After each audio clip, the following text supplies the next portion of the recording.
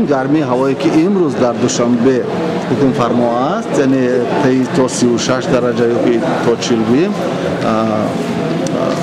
به نظر گرفته شده. با وجود این هم از جانب خدمات صدوی نجات‌دهی و تامین پروازها ورقه اطلاعاتی پخش کرده شد به تمام خدمات و شعبه‌های فرودگاه. یعنی در اون آمده است که پیش از همه پرزور کردن نظارت از بالای اسباب‌هایی که گرمی صادر میکنند یا اینکه قوه‌های برق و رکلامه‌هایی که دیدید، نماهایی که تبلیغاتی هستند، در اون روزانه جریان برق قطع کرده میشد، زیرا که اونجا خیلی میتاسبد هوا. بغیر از این از جانب فرودگاه در قطار اون که خدمات سوختار نشانی در ما هست و آماده است هر